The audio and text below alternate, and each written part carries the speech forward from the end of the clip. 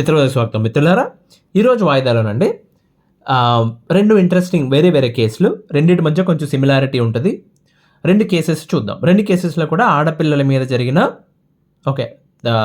దాన్ని ఏంటంటారు, హత్యా ప్రయత్నం అందం పోని అత్తగారింట్లో జరిగిన ఇది అని చెప్పి. ఫస్ట్ దాంట్లో అండి నార్త్ స్టేట్లో జరిగింది. ఇది ఫ్యూ ఇయర్స్ బ్యాక్, లాస్ట్ 5 ఏళ్ళ లోపు జరిగిన సంఘటన ఇది. ఒక అమ్మాయి పరిస్థితి ఏంటంటే అండి, ఒక అమ్మాయిని హాస్పిటల్కి తీసుకొచ్చారు. అమ్మాయి సీరియస్గా ఉంది. హాస్పిటల్లో జాయిన్ చేసిన తర్వాత అతి కష్టం మీద అమ్మాయిని బ్రతికించారు. మొత్తానికి స్పృహలోకి వచ్చింది అమ్మాయి. స్పృహలోకి వచ్చిన తర్వాత ఫస్ట్ అడిగిన పాయింట్, పోలీసు వాళ్ళు వచ్చారు.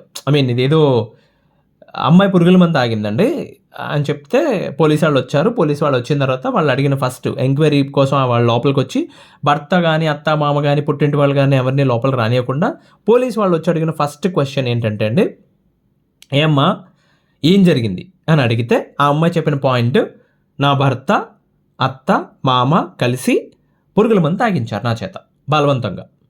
That was her statement. వాళ్ళు కేసు రిజిస్టర్ చేశారు, ఎఫ్ఐఆర్ చేశారు, వెళ్ళిపోయారండి. వెళ్ళిపోయిన తర్వాత విషయం ఏంటంటే ఆ అమ్మాయి వాళ్ళు ఎవరు తాగించడం కాదండి, ఆ అమ్మాయి పురుగుల మందు తాగింది. మీరు అనుకోవచ్చు ఏంటో కష్టాలు ఉంటాయి, చెప్తా, రీజన్ చెప్తా. వెనక్కి వెళ్తే ఎంక్వైరీలో తేలింది ఏంటంటే అండి, అత్త మామ భర్త మొత్తం నలుగురు ఒకే ఇంట్లో ఉంటున్నారు, కలిసి ఉంటున్నారు. వాళ్ళకి కొత్తగా పెళ్ళయింది. పెళ్ళయ్యాక 3 నెలలు ఎంత అవుతుంది, ఎక్కువ టైం కూడా అవ్వాల. సో అమ్మాయి ఏంటంటే అండి, పెళ్ళికి ముందే ఎవరినో ప్రేమించింది, అబ్బాయిని మర్చిపోలేకపోతుంది. తల్లిదండ్రులు వేరే కులం అని చెప్పి అబ్బాయితో ఇష్టం లేక ఈ అబ్బాయికి ఇచ్చి పెళ్లి చేశారు. పెళ్లి చేసిన తర్వాత కాపురం ఇష్టం లేదు. ఆ అబ్బాయికి పెళ్లి చేసుకున్న భర్త కూడా దూరంగా ఉంటుంది ఆ అమ్మాయి. సో ముభావంగా ఉంటున్నారు ఇద్దరు. అమ్మాయి ఏమంటదంటే, నేను వెళ్ళిపోతాను వాడితో. ఓకే, వెళ్ళిపో, కానీ నువ్వు మీ పుట్టింటికి వెళ్ళిపో ముందని చెప్పి మొత్తానికి ఏదో గొడవ జరుగుతుంది భార్యాభర్తకి. ఆ రోజు ఏం జరిగిందంటే అండి, వాళ్ళ చుట్టాల ఇంట్లో పెళ్ళి ఉంది. పెళ్ళి ఉంటే కొడుకుని కోడల్ని రమ్మని చెప్తే ఇద్దరు మాకు కుదరదంటే కుదరదు, ఆయన ఆఫీస్కి వెళ్ళిపోయాడు. వీళ్ళకి తప్పదు కదా, అత్త మామ పెళ్ళికి వెళ్ళారు. పెళ్ళికి వెళ్తే ఇవిడ ఏం ప్లాన్ చేసిందంటే, ఇక్కడ నుంచి బయటపడాలంటే వాళ్ళ మీద ఏదైనా కేసులు ఇరికించి వాళ్ళని ఇక్కడ నుంచి బయటపడిపోదాం, అప్పుడు చచ్చినట్టు నా ఎక్స్ లవర్కి ఇచ్చి చక్కగా పెళ్లి చేస్తాడు నాన్న అని చెప్పి ఆ అమ్మాయి ఏం ప్లాన్ చేసిందంటే అండి, వాళ్ళ అత్త మామ పెళ్లి టైం అయిపోయిన తర్వాత బయలుదేరి వచ్చే టైంకి ఇంకొక 15 నిమిషాలు, ఇంకొక 20 నిమిషాలు ఇంటికి వస్తారనకి అమ్మాయి ఫోన్ చేసింది, ఎక్కడున్నారు మీరని. దగ్గరికి వచ్చేసాం, అమ్మ వచ్చేస్తున్నాం. ఓకే, భోజనం మీకు ఉంచాలా అని చెప్తే, లేదమ్మా పెళ్లిలో చేసేసాం, నువ్వు తినేసే, నువ్వు మీ ఆయనకు ఉంచి నువ్వు తినేసే మిగతాదని చెప్తే, ఓకే వాళ్ళు ఏదో మాట్లాడి ఫోన్ పెట్టేశారు. భర్తకు ఫోన్ చేసింది. భర్తకు ఫోన్ చేస్తే ఆడు ఫోన్ తీయలేదు, ఎంగేజ్ వచ్చింది, ఫోన్ తీయలేదు, బిజీ వచ్చిందట. సో వచ్చేసరికి అమ్మాయికి తెలుసు కొంచెం 10 నిమిషాలు అటు ఇటులో అదే టైంలో వస్తాడని. సో అమ్మాయి ప్లాన్ ఏంటంటే బేసికల్లీ ఎగ్జాక్ట్గా అత్త మామ భర్త ముగ్గురు ఇంటికి వచ్చేసరికి ఇలా తాగేసి తను ఆ పురుగుల మందు తాగి పడిపోతే వాళ్ళు హాస్పిటల్ తీసుకెళ్తారు, మెలకు వచ్చిన తర్వాత ఇలా చెప్దామని చెప్పి. But they such a coincidence రా, ఇది కలికాలం కదా ఇది. విచిత్రమైన కోఇన్సిడెన్స్ ఏం జరిగిందంటే అండి, వాళ్ళ అమ్మాయి హస్బెండ్ ఆయన ఆఫీస్లో ఏదో బిజీ ఉండిపోయి ఏదో మీటింగ్ ఎక్స్టెండ్ అయ్యి ఆయన ఆఫీస్లో ఉండిపోయాడు, రాలా. అత్త మామ దాదాపు ఇంటికి ఒక 2-3 కిలోమీటర్ల దగ్గరికి వచ్చేసిన తర్వాత వాళ్ళు వస్తున్న ఆటోకి యాక్సిడెంట్ అయ్యి ఆయన కాల్ ఫ్రాక్చర్ అయిపోయింది, మాంగారు. అప్పటికప్పుడు హుటాహుటిన వాళ్ళ దగ్గరలో ఉన్న హాస్పిటల్లో జాయిన్ చేశారు. సో అత్త మామ అక్కడ ఉన్నారు, పర్ఫెక్ట్ టైమింగ్ అండి అసలు. భర్త ఏమో ఆఫీస్లో ఉన్నాడు, ఈమె పురుగుల మందు తాగింది. ఎవరు వచ్చారు, ఈమె ఎక్స్పెక్ట్ చేయలేదు. ఈమె అన్నయ్య వచ్చాడు ఆ టైంకి ఇంటికి, లక్కీగా వచ్చాడు కాబట్టి సరిపోయింది. వచ్చి ఫటాఫట్మని చెప్పి తీసుకెళ్ళాను ఆ పిల్లని హాస్పిటల్లో జాయిన్ చేసి, ఇట్లా ఇంటికి వెళ్ళేసరికి కళ్ళు తిరిగి పడిపోయిందని మా చెల్లి అని చెప్తే హాస్పిటల్లో చెక్ చేసి పురుగుల మందు తాగిందని ఆవిడ అంతా క్లీన్ చేసి అది చేశాక కళ్ళు మెలకు వచ్చిన తర్వాత అమ్మాయికి పోలీసులకి స్టేట్మెంట్ ఇచ్చింది. సో ఈ మ్యాటర్ అంతా వాళ్ళు క్లియర్గా చెప్పారు. వాళ్ళు అరెస్ట్ అయిపోయారు. ఫస్ట్ అయితే అరెస్ట్ చేసేసారు ఇమీడియట్గా, అత్త మామని భర్తని అరెస్ట్ చేసేసారు అన్ఫార్చునేట్లీ. సో అరెస్ట్ చేసిన తర్వాత ఇది చెప్పిన తర్వాత వాళ్ళకి అర్థమైంది. సో రిమాండ్కి పంపించాలా లేదా అని ఆలోచించుకుంటున్న టైంలో సో మ్యాటర్ ఇదని చెప్పి తెలిసిన తర్వాత అవన్నీ చెక్ చేశారు. కరెక్ట్గా వాళ్ళు చెప్పినట్టు జరిగింది. వీళ్ళిద్దరి మధ్యన గొడవలు ఉన్నాయా, ఏమైనా ఉన్నాయా, అతను ఫోన్ తీసుకుని ఫోన్ మెసేజ్లు అన్నీ చెక్ చేశారు భర్తవి. అవన్నీ చెక్ చేసిన తర్వాత బ్యాక్గ్రౌండ్ అంతా చెక్ చేసిన తర్వాత ఆ అమ్మాయి ఫోన్ చెక్ చేసిన తర్వాత మ్యాటర్ అర్థమైంది. బికాజ్ ఆ అమ్మాయి వేరే అబ్బాయితో కాంటాక్ట్లో ఉంది. ఈ ఐడియా వాడే ఇచ్చాడు. ఓకే, దట్ ఎక్స్ బాయ్ ఇచ్చాడు. వాడిని పట్టుకొచ్చారనమాట. వాడిని పట్టుకొచ్చి వాడిని లోపలేసి ఎలాంటి యాషాలు వేస్తున్నాం అని చెప్పి కేసు ఆ అమ్మాయి మీద ఫైల్ చేశారు రివర్స్లో. ఓకే, ఇదొక కేసు. రెండోది ఏంటంటే అండి, ఇది కొంచెం దారుణంగా ఉంటుంది. 2000 ఆ టైంలో జరిగింది. అంటే దాదాపు 20 ఏళ్ళు పైనే అవుతుంది ఇది మ్యాటర్ జరిగి. సో ఇది ఉమ్మడి ఆంధ్రప్రదేశ్ 2 కలిసి ఉన్న టైంలో జరిగిందండి ఇది. ఏం జరిగిందంటే సేమ్ ఇలాగే ఒక అమ్మాయిని కిరోసిన్ వల్ల నిప్పు అంటుకుంది ఒక అమ్మాయికి. సగం పైగా తను కాలిపోయింది. హాస్పిటల్కి తీసుకొచ్చి జాయిన్ చేశారు. ఓకే, జాయిన్ చేసిన తర్వాత డైయింగ్ డిక్లరేషన్ అంటారు, డీడీస్ అంటారు. ఐడియా ఉందో లేదు మీకు? అంటే ఒక జడ్జ్ ఆర్ డిస్ట్రిక్ట్ కలెక్టర్ కానీ ఎవరు అందుబాటులో ఉంటే తహసీల్దార్ గారిని కూడా తీసుకొస్తారు అనుకుంటా. I don't know exactly, but yeah వీళ్ళు రైట్ అయితే వీళ్ళకి ఉంటుంది.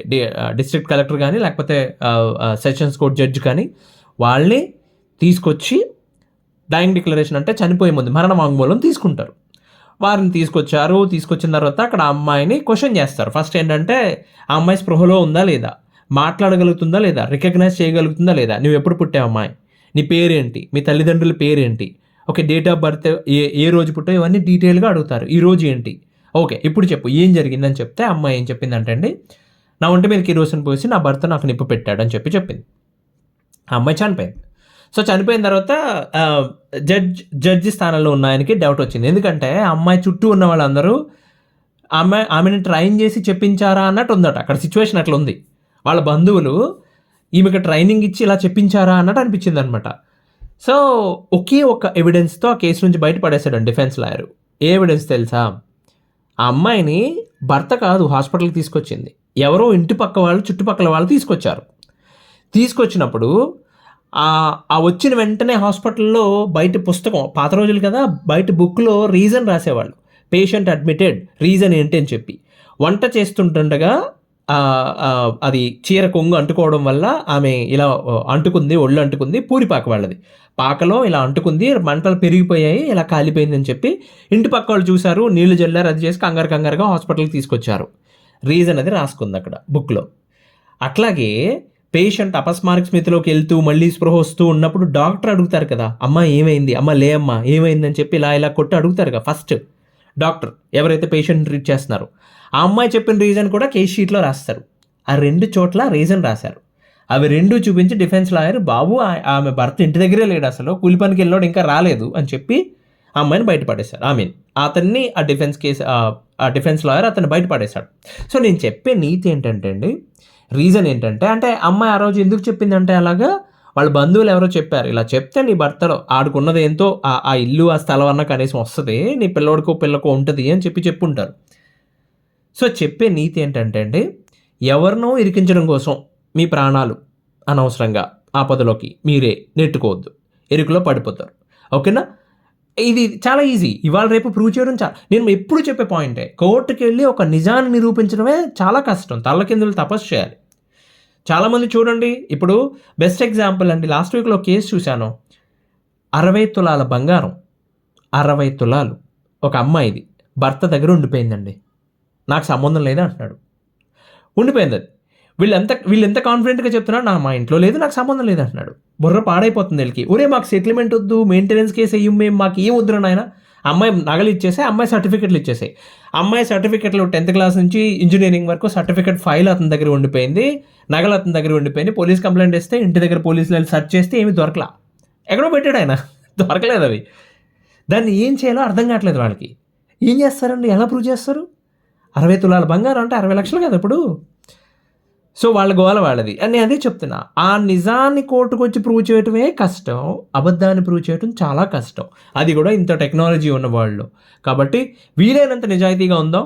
ఓకే, మీరు అడగొచ్చు, మళ్ళీ ఎవరైనా వచ్చి నన్ను తిడతారు కామెంట్స్లోకి వచ్చి, అరే నీకు అమ్మాయిలే ఆడపిల్లలే కనబడ్డారని. కేసెస్ నాకు తెలిసిందండి, తెలిసిన కేసెస్ గురించి మాట్లాడుతున్నాను నేను. ఈ ఆర్టికల్ చదివాను, నేను ఒకటి చదివిన ఆర్టికల్ కరెక్టా కాదా అని చెప్పి నేను సెర్చ్ చేసి చూస్తే, ఓ యా రైట్, ఇది ఆంధ్రాలో జరిగింది, నాకు ముందే తెలుసు, అది ఎప్పుడో తెలుసు. అది ఒక రిటైర్డ్ జడ్జి చెప్పారు అది. ఓకే, సో ఇది జరిగింది. ఆయన ఫీలింగ్స్, ఓకే, ఆయనకి మ్యాటర్ తెలుసు, అతను తప్పు చేయలేదని తెలుస్తుందో పక్క నుంచి, ఎలా ఫైట్ చేస్తాడు డిఫెన్స్ లాయర్ అని చెప్పి చాలా ఎదురు చూశాను. బయటపడేస్తే బాగుండు, అతను అంటించలేదు. నేను చెప్పేది అదేనండి, అతను తాగుబోతూ ఇంటికి వచ్చి భార్యను కొట్టేవాడు. ఆ రోజుల్లో 20 years బ్యాక్ ఇంటికి వచ్చి భార్యని రోజు దెబ్బలాట జరిగేది, ఆమెను కొట్టేవాడు. ఇవన్నీ పక్కకు పోయినాయి. అసలు అతనికి ఏ శిక్ష పడకుండా సింపుల్గా బయటపడిపోయాడు. ఆమెకి జరిగిన యాక్సిడెంట్ని అతను చేశాడని చెప్పి చెప్పడం వల్ల సింపుల్గా బయటపడిపోయాడు. సో చెప్పేది అదేనండి, వీలైనంత నిజాయితీగా ప్రవర్తిద్దాం, తప్పులుంటే ఎత్తి చూపిద్దాం, ఓపెన్ కోర్టులో నిరూపిద్దాం, శిక్ష పడే వాళ్ళకి శిక్ష పడాలి, బయటపడే వాళ్ళకి బయటపడాలి. ఓకేనా? థ్యాంక్ యూ సో మచ్ అండి. మళ్ళీ వాయిదాలో మళ్ళీ కలుద్దాం. అంతవరకు సెలవు. ధన్యవాదాలు.